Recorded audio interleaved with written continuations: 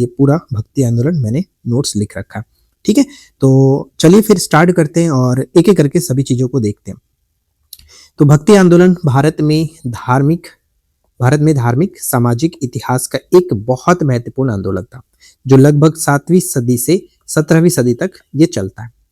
भक्ति आंदोलन यहाँ पे बेसिकली दो चीजों में देखने को मिलता है, एक तो दक्षिण भारत में और एक उत्तर भारत में। ठीक है, यानी एक दक्षिण भारत में और एक उत्तर भारत में। दक्षिण भारत में अलवार और नैनार थे और उत्तर भारत में कबीर, तुलसीदास, मीराबाई, गुरु नानक, रैदास ये सब लोग थे। महाराष्ट्र में बात करें तो नामदेव, तुकाराम, ज्ञानेश्वर थे, एकनाथ थे। बंगाल और उड़ीसा के अंतर्गत चैतन्य महाप्रभु। ये जो संत लोग थे, इन्होंने भक्ति को अलग अलग लेवल पर अपने अपने तरीके से पहुंचाया था, 7वीं से लेकर के 17वीं सदी तक। अब इन्हीं सब के बारे में पेपर में भी पूछा जाता है, तो हम एक एक करके सभी को देखेंगे। भक्ति आंदोलन की शुरुआत जो होती है वो 7वीं सदी से तमिल प्रदेश में, जो कर्नाटक और महाराष्ट्र में फैल गई। मतलब पहले तमिल से स्टार्ट होता है, जो बाद में कर्नाटक और महाराष्ट्र में फैलती है। भक्ति आंदोलन का विकास जो हुआ वो 12 अलवार वैष्णव संतों और 63 नैनार संतों से हुआ था। अब यहाँ पे एक छोटा सा कंफ्यूजन होता है हमेशा, जो कि पेपर में ये गलती करने पे मजबूर कर देता है। लेकिन आप हमारे चैनल से पढ़ते हो, ये कंफ्यूजन मैं दूर करता हूँ, ध्यान दो। ट्रिक मैंने बना रखा है। अविनाश आपके फ्रेंड का नाम डेफिनेटली होगा, कहीं ना कहीं होगा ही होगा। अब इसको अगर तोड़ते हो तो दो तरह से निकलता है, अ वी, फिर उसके बाद ना स, अविनाश। ठीक है, तो अ से अलवार जो संत थे वो विष्णु भक्त थे। ठीक है, अवि से आप याद रखोगे अलवार जो संत थे वो विष्णु भक्त थे, और नास जो आप देख रहे हो, ना से नैनार जो संत थे वो शैव भक्त थे, यानी भगवान शिव के भक्त थे। तो इस तरह से याद रख सकते हो अविनाश, तो कंफ्यूजन नहीं होगा, आराम से आप एक नंबर ले सकते हो। अलवारों में एकमात्र महिला साध्वी अंडाल नाम जो कि मिलता है, तो ये नाम भी याद रखिएगा, अंडाल। राइट, अलवार और नैनार आंदोलन का जो काल माना जाता है वो 5वीं से लेकर 9वीं मतलब शताब्दी तक मानी जाती है। भक्ति आंदोलन को दक्षिण भारत से उत्तर भारत में लाया गया था, किनके द्वारा? मोस्ट इंपॉर्टेंट एकदम वीवीआई प्रश्न रहेगा, याद रखिएगा। भक्ति आंदोलन को दक्षिण भारत से उत्तर भारत में लाया गया था रामानंद जी के द्वारा। ठीक है, रामानंद के द्वारा। अब यहाँ से 4 चीजें हैं जो पेपर में हमेशा मिलता है, जैसे विशिष्ट दैत्यवाद का सिद्धांत किसने दिया था? रामानुजाचार्य ने दिया था। उसी तरह से दैत्यवाद का सिद्धांत माधवाचार्य ने दिया था। सुधा दैत्यवाद का सिद्धांत विष्णु स्वामी ने, और दैत्यवाद का जो सिद्धांत है वो निम्बार्काचार्य की है। अब यहाँ पे देखिए 2 चीज मैं आपको बताता हूँ। विशिष्ट है तो रामानुज कोई आम आदमी तो थे नहीं, विशिष्ट थे, इसलिए विशिष्ट आदमी रामानुचार, ऐसे याद रख सकते हो। और शुद्ध जो है, जब भगवान की बात आती है तो वहां पे शुद्ध चीज है जो कि चढ़ाई जाती है पूजा वगैरह में, तो आप विष्णु से शुद्ध याद रखो, शुद्ध दैत्यवाद विष्णु स्वामी, और बाकी दैत्यवाद माधवाचार्य और दैत्य निम्बार्काचार्य, ये आप अपने तरीके से कुछ ट्रिक लगाकर याद कर सकते हो। ठीक है, अब थोड़ा सा और आगे बढ़ते हैं। अब नेक्स्ट यहाँ पे आता है शंकराचार्य जी के बारे में, तो ध्यान से समझिए। शंकराचार्य जी का जन्म जो है, शंकराचार्य जी का जन्म 8वीं शताब्दी में 708 ईस्वी में हुआ था, केरल के कलाढ़ी में। शंकराचार्य ने अपने गुरु गोविंद भगवतपाद, ठीक है, भगवतपाद से किस नदी के तट पर दीक्षा ली थी? तो नर्मदा नदी के तट पर इन्होंने दीक्षा ली थी। गुरु कौन थे? गुरु गोविंद भगवतपाद थे। ये पॉइंट याद रखेगा, पूछा सकता है कि शंकराचार्य जी के गुरु कौन थे? तो गोविंद भगवतपाद। प्रतिपादित दर्शन का मुख्य सिद्धांत अद्वैत, यानी शंकराचार्य जी के द्वारा जो दर्शन था, जैसे यहाँ पे मैंने नहीं लिखा दैत्यवाद है माधवाचार्य, और अगर पूछा जाता है अद्वैतवाद का सिद्धांत किसने दिया था, तो शंकराचार्य ने जी दिया था। ये हमेशा पूछा जाता है, इसलिए मैंने यहाँ पे भी हाईलाइट करके आपके सामने रख दी।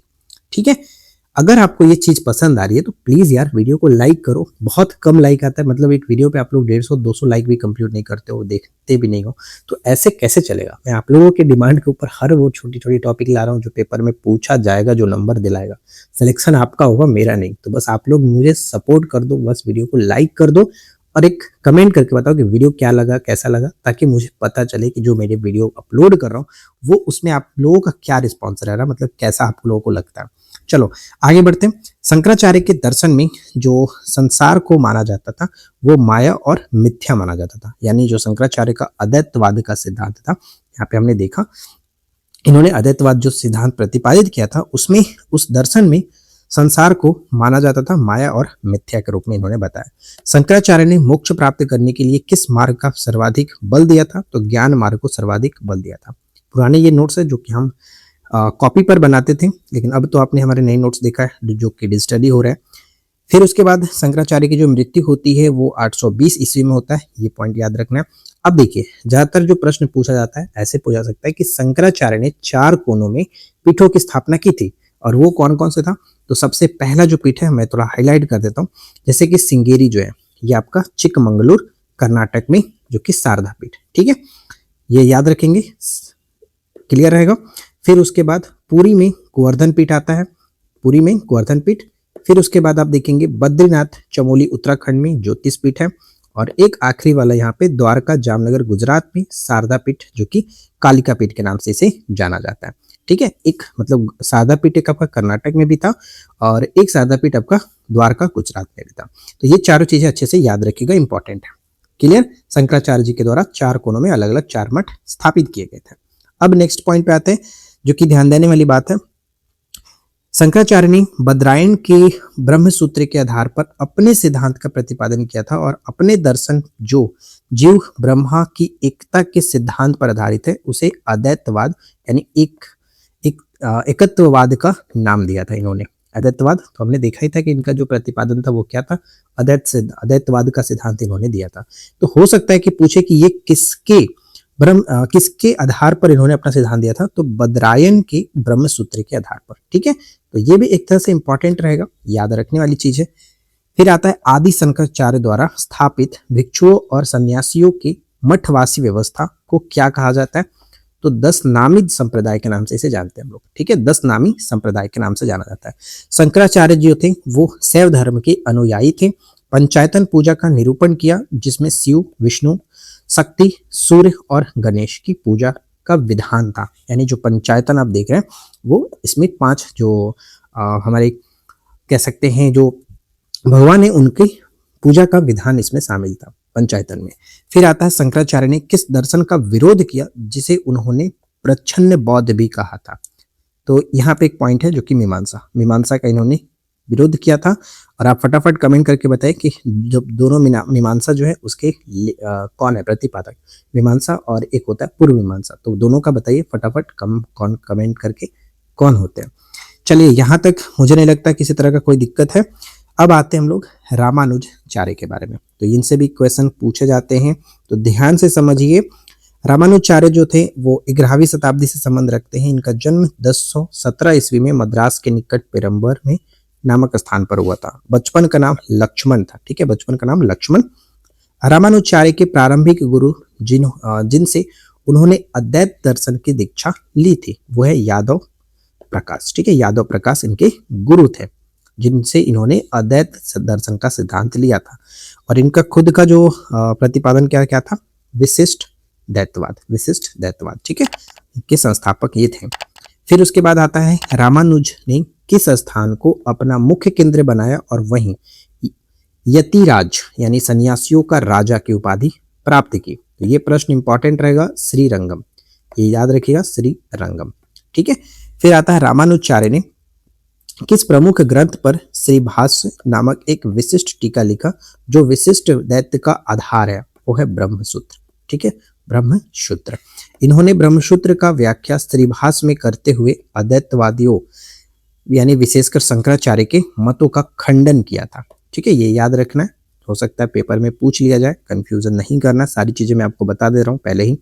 फिर आता है वेदार्थ जो कि वेदार्थ संग्रह रामानुजाचार्य द्वारा रचित ये ग्रंथ था। इसमें 108 उपनिषदों के अर्थ को एकत्रित किया गया, यानी उपनिषदों की संख्या टोटल हम जानते हैं 108 है, तो उसमें यानी ये जो वेदार्थ संग्रह है वो किसका है, तो रामानुजाचार्य जी के द्वारा रचित है, और इसमें 108 उपनिषदों के अर्थों को एकत्रित किया गया, ठीक है। फिर आता है रामानुजाचार्य ने श्रीरंगम मंदिर के गर्भगृह को सभी के लिए खुला, मतलब सभी के लिए खुला रखने के लिए घोषणा की, सभी के लिए खुला रखने की घोषणा की करके सामाजिक सुधार का कार्य किया, जिसे हम लोग क्या नाम से जानते हैं, थिरुपाणी के नाम से जाना जाता है, थिरुपाणी के नाम से जाना जाता है, राइट। फिर उसके बाद नेक्स्ट पॉइंट पे आते हैं, रामानुजाचार्य को किस चोल राजा के उत्पीड़न के कारण तमिलनाडु छोड़ करके मैसूर कर्नाटक जाना पड़ा था, तो कुलोत्तुंग चोल प्रथम के जो कि अत्याचार से ये जो कि पीड़ित थे, प्रताड़ित किया जा रहा था, इसके बाद इन्होंने तमिलनाडु छोड़ करके मैसूर में बसना जो कि स्टार्ट किया, तो किनके द्वारा, तो कुलोत्तुंग चोल प्रथम के द्वारा। फिर नेक्स्ट पॉइंट है कि रामानुजाचार्य ने किस स्थान पर श्री वैष्णव संप्रदाय का एक महत्वपूर्ण केंद्र स्थापित किया, तो है मुलुकोट, कर्नाटक में मुलुकोट। रामानुजाचार्य ने भक्ति आंदोलन के विकास में योगदान जो कि है, उन्होंने भक्ति के मार्ग को सामाजिक भेदभाव से मुक्त कर सभी वर्गों के लिए सुलभ बनाया था। तो इनका भक्ति आंदोलन में कुछ ये महत्वपूर्ण योगदान रहा। फिर इसके बाद है कि रामानुज जी ने कर्नाटक में किस शासक को जैन धर्म से वैष्णव धर्म में परिवर्तित होने के लिए प्रेरित किया था, जिसके बाद वे विष्णुवर्धन की उपाधि धारण की। तो यहाँ पे पॉइंट थोड़ा सा अलग है, ध्यान में रखिएगा कि रामानुजाचार्य ने किस शासक को प्रेरित किया था कि वैष्णव मतलब जैन धर्म से आप वैष्णव धर्म में आ जाइए, और इससे की वजह से इनको विष्णुवर्धन की उपाधि दी गई थी। तो होयसल शासक को इन्होंने प्रेरित किया था। ठीक है, रामानुज के अनुयायियों को वैष्णव कहा जाता है, ये पॉइंट इंपॉर्टेंट रहेगा, याद रखिएगा, वीवीआई रहेगा। क्लियर रहेगा। चलिए इसके बाद हम आते हैं नेक्स्ट स्लाइड पर। अब उसके बाद देखते हैं रामानंद। रामानंद के बारे में 1368 से 1468 तक इनका समय रहता है।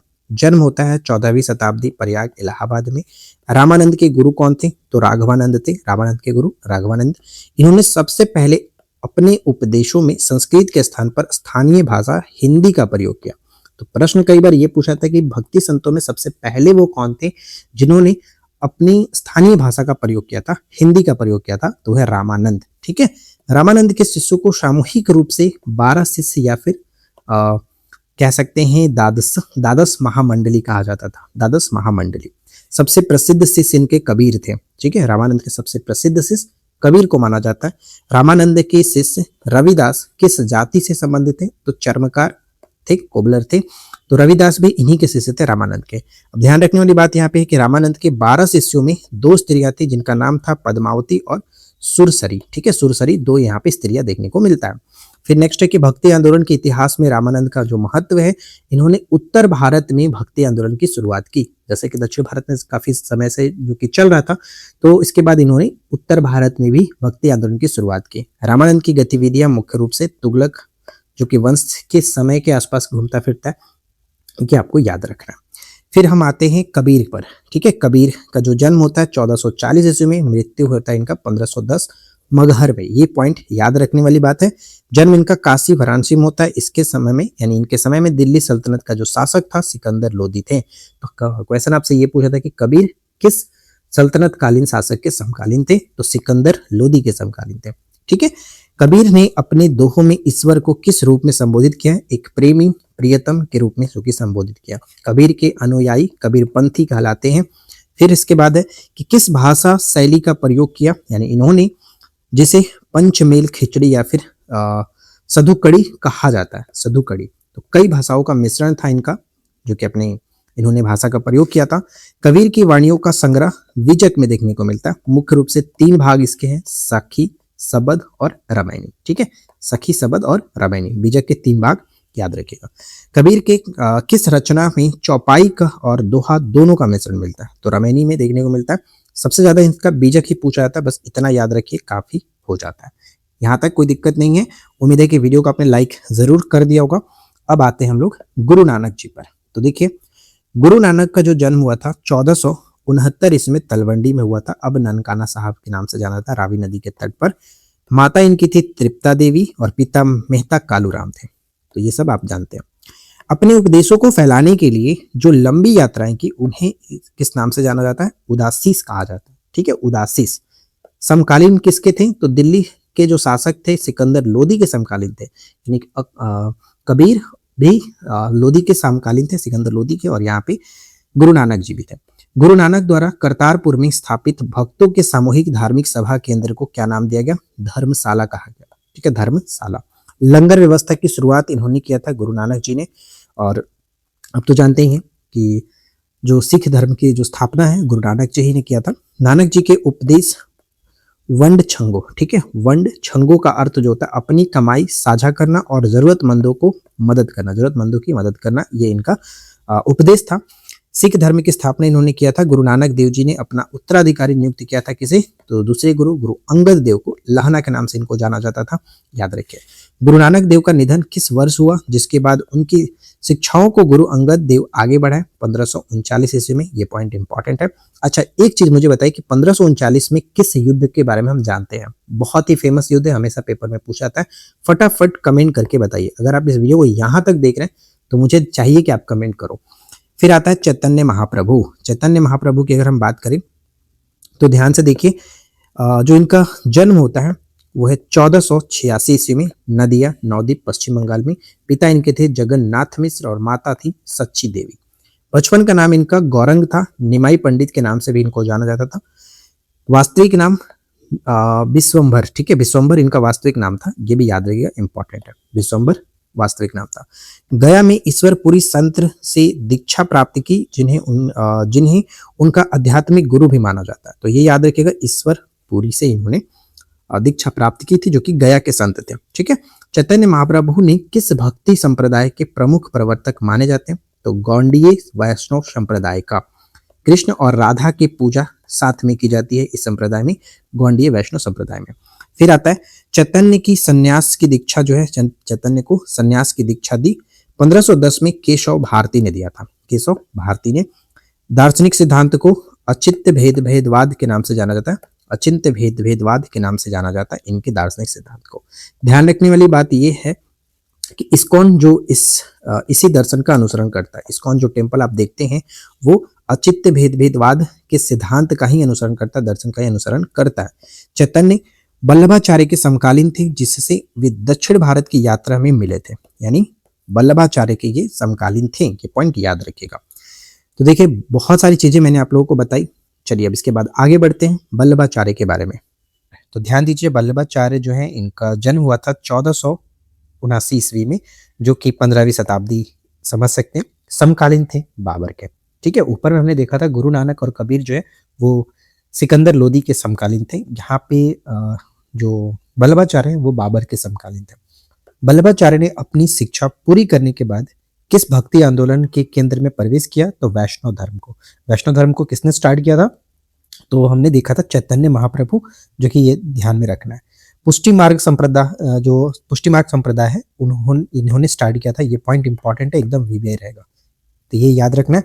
सुधा दैत्य के प्रतिपादक वल्लभाचार्य को माना जाता है, सुधा दैत्य के प्रतिपादक वल्लभाचार्य, ठीक है। वल्लभाचार्य ने किस वर्ष श्रीनाथ जी की मूर्ति की स्थापना गोवर्धन पर्वत पर की थी? तो 1519 ईस्वी में, 1519 ईस्वी में। सबसे महत्वपूर्ण ग्रंथ जो ब्रह्मसूत्र पर उनकी टीका है वो है अणुभाष्य। अणुभाष्य जो है वो ध्यान में रखिएगा कि वल्लभाचार्य की कृति है। पुष्टि मार्ग में अष्टछाप कवियों का गठन किसने किया, जिसमें सूरदास सबसे प्रमुख थे? तो विठलनाथ, ये पॉइंट इंपॉर्टेंट रहेगा, विठलनाथ। एक प्रश्न हमेशा ये यहाँ से देखने को मिलता है, जो कि षोडश ग्रंथ, ठीक है, यानी 16 रचनाएं हैं, षोडश ग्रंथ किसकी प्रमुख उपदेशात्मक रचनाएं हैं? वल्लभाचार्य जी के, जिनका निधन होता है 1533 में, ये भी महत्वपूर्ण पॉइंट रहेगा। तो यहाँ पे एक पॉइंट बनता है कि वल्लभाचार्य के निधन के बाद पुष्टि मार्ग का जो केंद्र था वो राजस्थान के नाथद्वार स्थानांतरित हो गया, जहां आज हम श्रीनाथ जी मंदिर के नाम से जानते हैं। सूरदास वल्लभाचार्य के शिष्य थे, ये पॉइंट बेहद बहुत महत्वपूर्ण रहेगा, इसे याद रखिएगा। अब यहाँ पे आता है तुलसीदास। तो इनका जन्म 1542 ईस्वी में उत्तर प्रदेश के राजापुर, जो कि बांदा जिले में होता है। और गुरु बात करें, तुलसीदास जी के गुरु नरहरिदास थे, बाबा नरहरि के नाम से भी हम जानते हैं। इन्होंने तुलसीदास को राम कथा सुनाई और उनका मार्गदर्शन किया। हजारी प्रसाद द्विवेदी ने लोकनायक की उपाधि जो कि इनको दी है, ठीक है। हजारी प्रसाद द्विवेदी ने लोकनायक की उपाधि तुलसीदास को दी है, पॉइंट ध्यान रखिएगा। रामचरितमानस की रचना तुलसीदास ने ही की थी, अवधी भाषा में किया था, ये पूछा जाता है कभी कभी, किस भाषा में? तो अवधी भाषा में।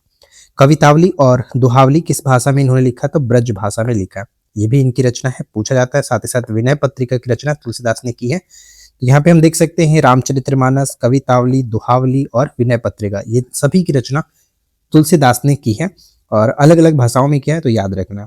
इन्होंने इस महाकाव्य को, यानी तुलसीदास ने रामचरितमानस जो महाकाव्य है कितने खंडों में विभाजित किया? 7 खंडों में विभाजित है, राइट, 7 खंडों में। तुलसीदास समकालीन थे अकबर और मेवाड़ के जो राणा प्रताप है इनके समकालीन थे, राइट।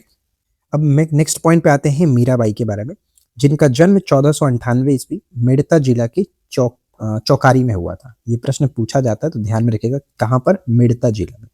अब बचपन का नाम अगर पूछ लिया जाए तो प्रेमल था इनका बचपन का नाम, ये पॉइंट इंपॉर्टेंट है। आध्यात्मिक गुरु के रूप में रैदास संत, जो कि रविदास को इन्होंने अपना गुरु माना था। मीराबाई का विवाह 1516 में राणा संगा के बड़े पुत्र और युवराज भोजराज के साथ हुआ था। भोजराज के साथ हुआ था। अपने पिता की मृत्यु, मत सॉरी पिता नहीं, पति, माफी चाहूंगा, अपने पति यानी भोजराज की मृत्यु के उपरांत कृष्ण की उपासना प्रेमी एवं पति के रूप में इन्होंने किया था। ठीक है। मीराबाई के भजनों का जो संकलन है वो मीरा पदावली में देखने को मिलता है। मीराबाई को किस भक्ति आंदोलन के एक महत्वपूर्ण संत के रूप में स्थान प्राप्त हुआ, तो वैष्णव भक्ति के रूप में इन्होंने जाना जाता है। मीराबाई ने अपना अंतिम समय किस स्थान पर बिताया जहां उनका देहावसान हुआ, तो द्वारका में इन्होंने अपना अंतिम समय बिताया है। तो ये थोड़ा सा याद रखना। नेक्स्ट पॉइंट आता है, ध्यान रखने वाली बात है कि मीराबाई को मध्यकालीन इतिहास में एक विद्रोही संत कवयित्री के रूप में जाना गया है, क्योंकि सामाजिक और पारिवारिक परंपराओं के विरुद्ध जाकर कृष्ण भक्ति को उन्होंने अपनाया था। इस वजह से इनको ऐसा माना जाता है कि एक विद्रोही संत कवयित्री के रूप में जाना जाता है। तो अगर आपसे कभी क्वेश्चन ऐसे पूछ ले कि मध्यकालीन इतिहास में कौन है जिन्हें एक विद्रोही संत कवयित्री के रूप में जाना जाता है, तो मीराबाई ये पॉइंट याद रखिएगा। अब बढ़ते हैं नेक्स्ट पर, जो कि शंकर देव आते हैं। 1449 से 1569 तक इनका समय है। भक्ति आंदोलन का प्रचार प्रसार असम में किया था। असम के साथ ये संबंध रखते हैं। चैतन्य के समकालीन थे, महाप्रभु चैतन्य के समकालीन थे। सत्तरिया नृत्य का विकास जो है वो शंकर देव ने ही किया था। सत्तरिया शास्त्रीय जो नृत्य है इसका विकास शंकर देव ने ही किया। ये इनके साथ एक महत्वपूर्ण पॉइंट जुड़ जाता है। अब बात करते हैं अन्य प्रमुख संतों के बारे में, जैसे ज्ञानेश्वरी प्रसिद्ध मराठी टीका जिसे भगवत गीता पर आधारित सबसे महत्वपूर्ण कार्य माना जाता है, ज्ञानदेव ने लिखा है। महाराष्ट्र इनका संबंध है। ज्ञानेश्वर ज्ञानदेव किस पंथ के संस्थापक थे, तो वारकरी जो पंथ है, वारकरी पंथ, ये पॉइंट याद रखेगा। फिर आता है एकनाथ किस संत कवि के शिष्य थे और उन्हें महाराष्ट्र भक्ति आंदोलन का पुल माना जाता है, तो जनार्दन स्वामी के ये शिष्य थे, जनार्दन स्वामी। तुकाराम किस मुगल सम्राट के समकालीन थे, तो शाहजहां और औरंगजेब दोनों के थे। सबसे लोकप्रिय काव्य रचना इनका अभंग था। ठीक है, अभंग, ये पॉइंट याद रखिए। तो भक्ति आंदोलन से जुड़े ये सारी चीजें जो मैंने आपको बताया, इनको आप अच्छे से याद रख लेना। पेपर में डेफिनेटली कहीं ना कहीं यहाँ से क्वेश्चन देखने को मिलेगा ही मिलेगा। ठीक है, वीडियो अगर आपको पसंद आया हो तो वीडियो को लाइक करिए, फ्रेंड के साथ शेयर करिए। चैनल पे पहली बार अगर आप आए तो सब्सक्राइब करके नोटिफिकेशन बेल आइकन को ऑल पे सेट कर दीजिए। इस तरह की और वीडियो के साथ हमारे साथ जुड़ सकते हैं। और रही बात ये सभी चीजों का पीडीएफ, तो आपको हमारे एप्लीकेशन पर मिल जाएगा। हिस्ट्री वाले कोर्स के मेडाइवल सेक्शन में जाइए, वहां पे आपको ये सारी चीजें मिल जाती है।